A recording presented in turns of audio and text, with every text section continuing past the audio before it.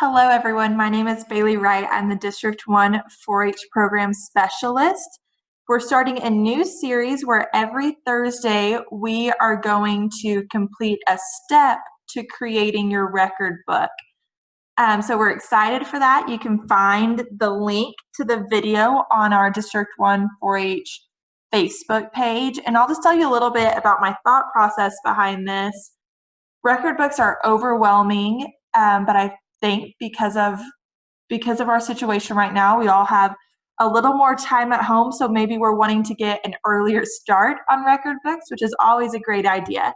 So I've broken it down into 10 easy steps to complete a record book. My goal, if you follow along with us, is that in 9 weeks, you'll have a record book ready to go. That way, when it comes summertime, you don't have to worry about your record book. You can focus on doing fun summer activities. So I know record books are really overwhelming when we try to tackle them at one fatal swoop, the whole thing at once. So I've broken it down into these 10 steps. Each week we will complete at least one step. This week we're going to do step 1 and step 2 because they kind of go together, and maybe they're some of our easier steps, so we can start strong and get them marked off the list. These steps all build on each other. So I know there's going to be a lot of questions initially about, well, what are the requirements? What are the guidelines? What are formatting questions? We'll get into that. I promise you, I'm going to take you step by step. Don't stress about those things yet, and know that I promise to be as thorough and cover all of those details and that sort of information as well. But today we're going to do step 1 of gathering and prepping, and step 2 of choosing a category. So basically this is a call to action. I'm going to go over step 1 and 2 and how to do them and how to give those examples. And I hope by next Thursday when you tune in again, you've completed step 1 and 2, and we'll move on to step 3. So every week you should complete at least one step. Okay, here we go. Maybe. Perfect. So I know this is simple, but I want to show y'all exactly how, if I were in your shoes, helping a 4-H'er make a record book, how I would do it. First and foremost, I know that we might have a variety of ages for kiddos making record books and experience levels, meaning I know some of us are first-year 4-H'ers, some of us might be first-time record book 4-H'ers, and some of us might be seniors who have done 7 record books in the past. I'm going to try and make this fitting for everyone. So first and foremost, there were a few changes to record books last year, so you might be aware of some of those. We now focus on 4 years at a time. You focus on your current 4-H year. So our current 4-H year, we go with school years, is the 2019-2020 year. And then your 3 previous 4-H years. So these would be your 3 previous 4-H years. Again, first-time 4-H'ers, 3rd graders, or 7th graders, that's your first year in 4-H, you're just focused on 2019-2020.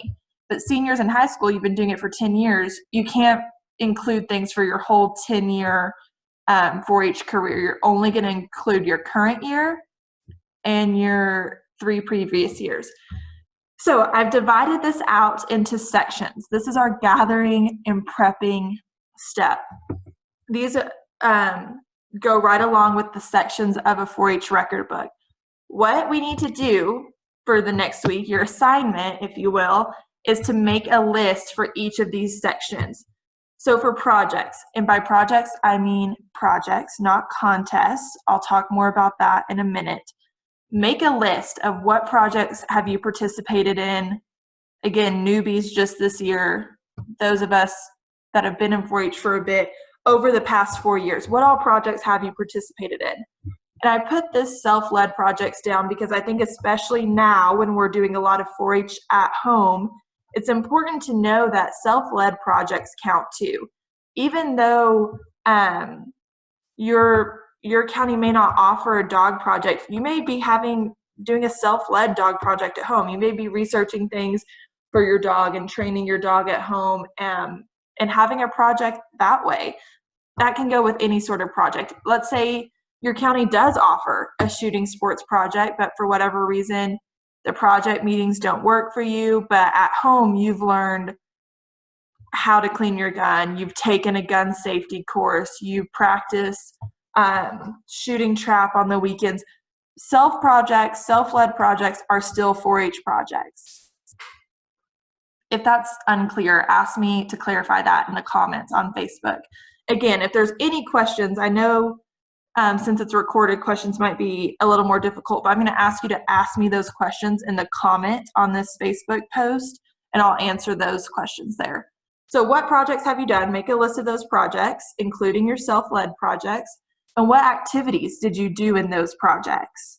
I'm going to show y'all examples in a minute. Leadership, same thing. What leadership experiences did you have? That's a typo. Sorry, y'all. What leadership experiences have you had in 4-H? Not just this year. It can be this year and the 3 previous years. What leadership experiences have you had in 4-H? Make a list of those. Same for community service. What acts of community service have you done through 4-H? Donations, making things, maybe visiting residents at the nursing home. That can look like a lot of different things. I'll get more specific on what I think fits and what does not fit there in a minute. Awards and honors. Did you get any awards through 4-H? Those could be placings that you got, or true awards, like you were recognized or honored for something. Non-4-H activities. Make a list of all of the organizations you're involved in outside of 4-H, what you do in that group, accomplishments you've had outside of 4-H, that sort of thing.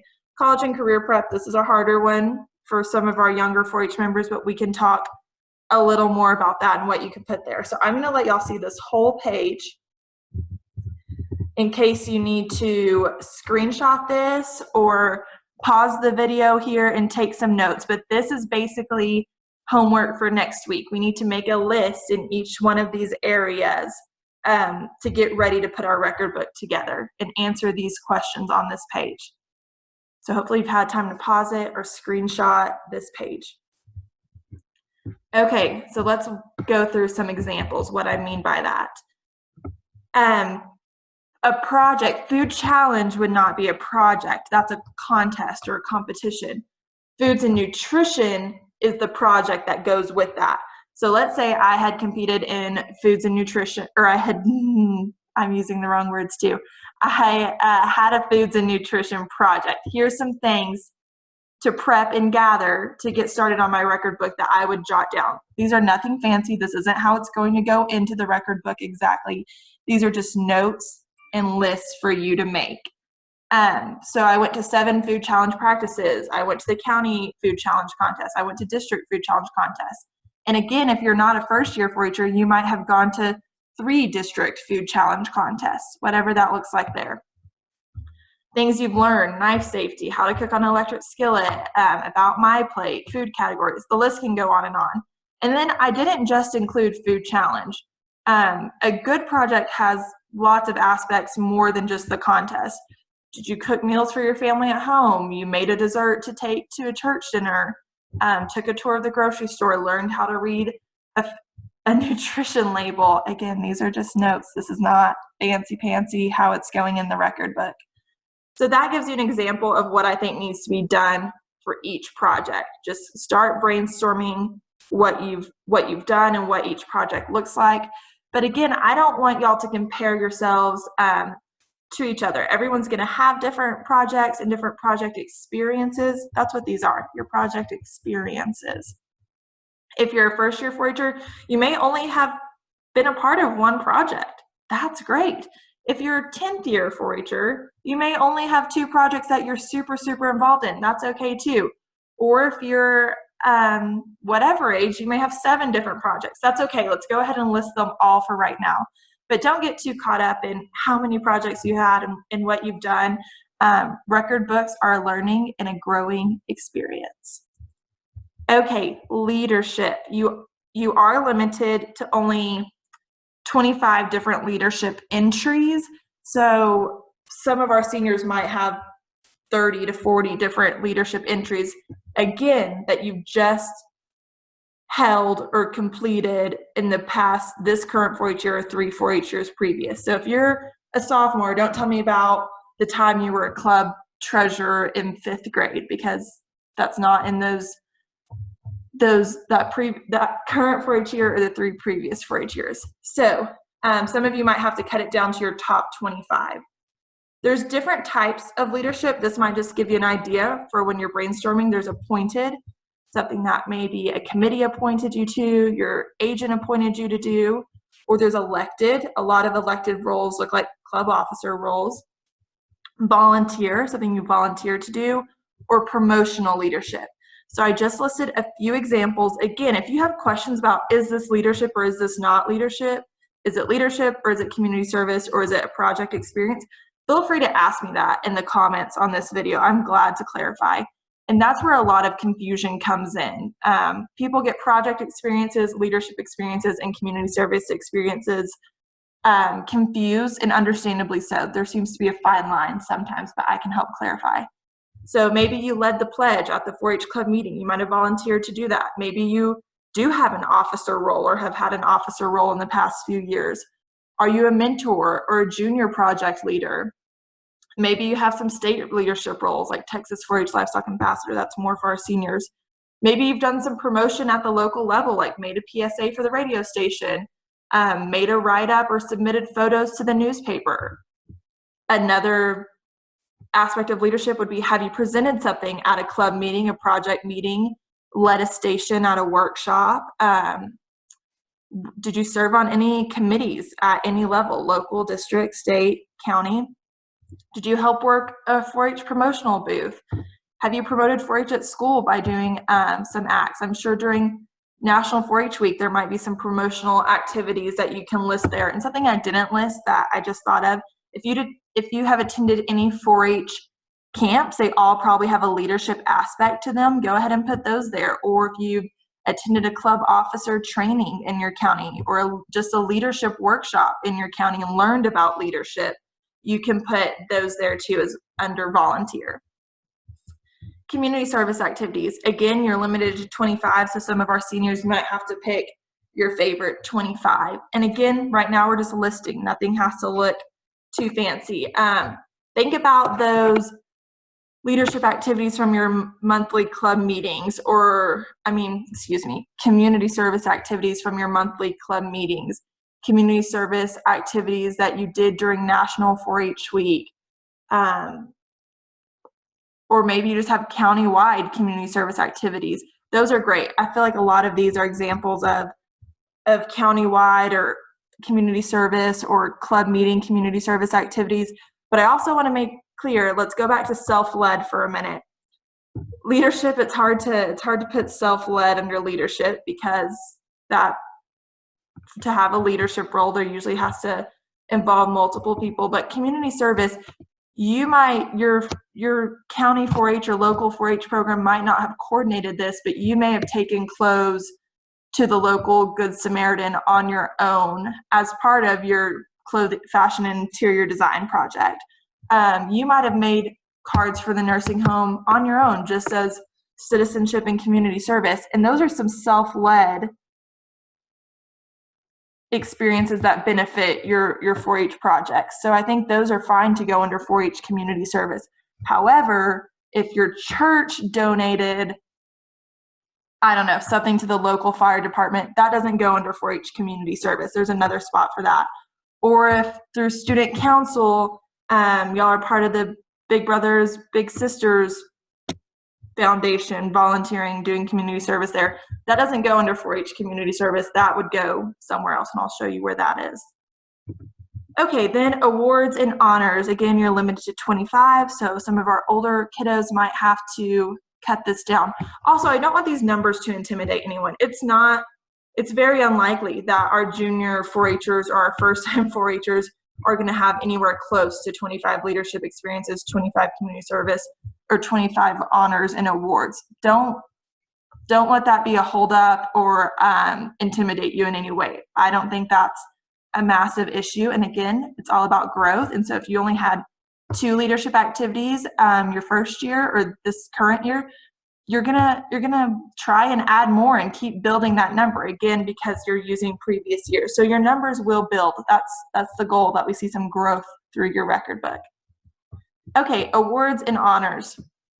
I just gave you some examples there. A lot of people forget that they can include county awards. Absolutely. If you were first place food challenge team at your county, or first place in fashion show at your county, go for it. Include that. Any district awards, state awards, stock show awards, first, second place pig at the county stock show, or maybe you won a class at Fort Worth, include that there. If you have past record book awards, you can include those here. Maybe at some of your county achievement banquets or end of year banquets, y'all award honors such as Gold Star, Bronze Star, Newcomer of the Year, or whatever that looks like. Some of those honors can also be listed here. A lot of times people want to, we see this in high schoolers who get a big leadership role. Let's say you're on state 4-H council. That's absolutely an honor, but in my opinion, I think this differs a little bit across the state. If you list you're on state 4-H council in the leadership section, which I think you should because that's a huge leadership role, you can't kind of list it in the honors role. It needs to stay in leadership. You can't double up. So that's another thing. If you put, let's say you led a canned food drive, that's a leadership role. So you could say led a canned food drive under the leadership section, but then don't come list it under community service too. You can only list it under one section. Again, ask me questions in the comment if that's not clear, but right now we're just getting our list made. That's your homework assignment. Then the next section I want you to start making a list for would be non-4-H activities. These are sports, church, and under church I broke it down a little bit. Did you have and this is for any organization or activity, did you have a leadership role? Did you do community service through another organization? Did you have an award through another organization? So that might give you an idea of what can go under non-4-H activities. Okay, college and career prep.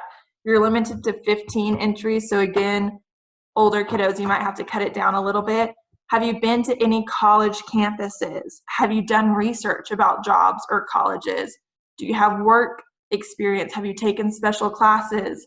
I know at the high school level, there's so many career prep type classes or classes that maybe are preparing you for a specific career field, maybe some health science endorsements, business endorsements, whatever that looks like.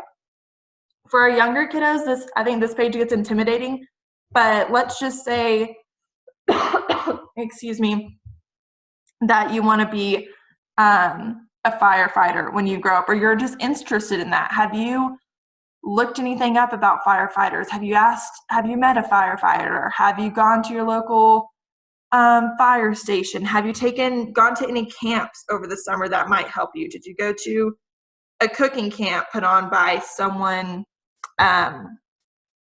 in the community? But let me also go back on that. Actually, no, I'll address that as that comes up. So think about special classes you've taken that could be leading you to a career or a college, and that can go there. Did you create a lemonade stand, work at a snow cone stand, work at a concession stand and learn about money management? Do you have an allowance that you're managing? Those things can go here as well.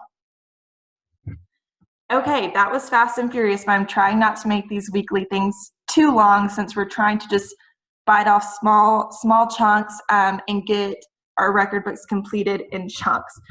So basically this is your homework. I'm going to pause on these pages too if y'all want to take a screenshot or pause the video and take some notes so you can see the examples when you go to make your list.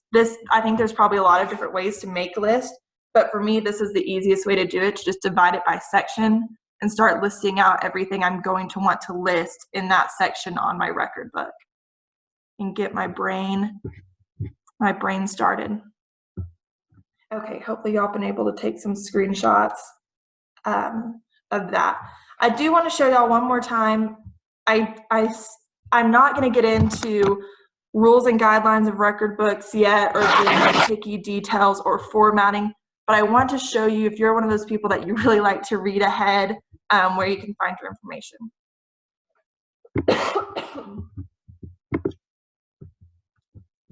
Let me make sure.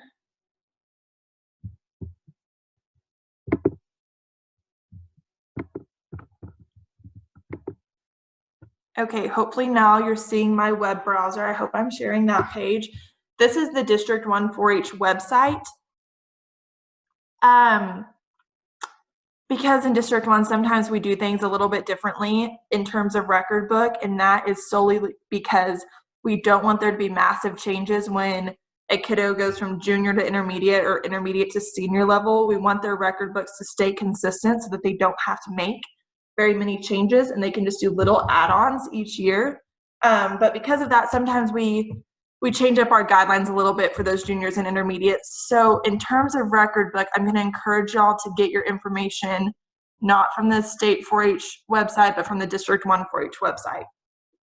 And I promise I'm working hard to make sure we have all the up-to-date information and that you're not going to miss out on anything by coming to the district website. So go under 4-H events to record books. Here we go. It gives you a quick little description of what's going on. And then this is the information. I don't have the record book letter out yet. Hopefully I'll get that by the end of the week out, but that's not super important right now. If you just have to look at the Texas record book forms to know what we're going to be working on in steps 3, 4, 5, 6, you can look at the Word version form right there. You can look at the score sheet. The family guide, this is basically the holy grail for record books. I highly encourage everyone at some point, not this week, it might overwhelm you, to take a look at that family guide. And as we go through these trainings, I'll be discussing the family guide and information that's in the family guide. I talked about contests are not projects. Here's, if you need to know the official list of 4-H projects, which I think you probably will, here's a link to it. This is the official Texas 4-H project list. Again, I'll freeze in case you want to take a screenshot, but you can always get it off of our website. These are the different projects that a 4-H recognizes. So even if these are self-led, they count as a 4-H project. And if you have issues determining what might go in each project area, reach out to me or your county extension agent. They're very well versed in record books, and they'll be glad to answer your record book questions or find the answer to your record book questions. Okay, there we go. So we're back to this score sheet. If you just have to look and see what you're being scored on, I still think we're a little early in the game to be worrying too much about that. You can look there though. Record book categories. So what I just showed you, those lists that I'm asking y'all to gather and make before next week, that was step 1. Step 2 is to choose a record book category. That doesn't mean that your whole, let's say you choose beef, that doesn't mean your whole record book can only talk about beef. What that means is that you're saying your strongest project is beef, and that's the main project that you're going to be showcasing in your record book, specifically your 4-H story, which again, we'll get to that later. But I do think it's a good time to go ahead and choose our record book categories, especially after you've made that list and you've listed out all your 4-H projects. It's going to be easy to see which one of your projects is the strongest. Where do you have the most project experiences and just the most meat to your projects? And that would be where I would try and place your record book. Not every project has a record book category. Here are the different record book categories. They do a really good job about giving a description so you can see where your record book will fit. Again, if you need help figuring out what category you should enter your record book under, what category should be the main focus of your kiddo's record book, feel free to reach out to your county extension agent and they can give you a lot of advice there. So these are our record book categories that you're able to choose from. And again, you can find those on the D1 4-H website. So thank y'all for hanging in there this long. I know it was fast and furious and pretty informal, but I'll be honest, I'm working from home these days, so these trainings are going to be pretty informal, but I hope y'all know that I'm always here to ask questions, glad to ask questions, glad to clarify, and so are your county extension agents when it comes to record books. But just to recap, Step number 1 is to make those lists. Start gathering that info and making those lists for each record book section. And step 2 is determine what category you're going to enter your record book. Hopefully you complete those 2 steps, and I will talk to y'all next Thursday to work on step number 3. Have a great day.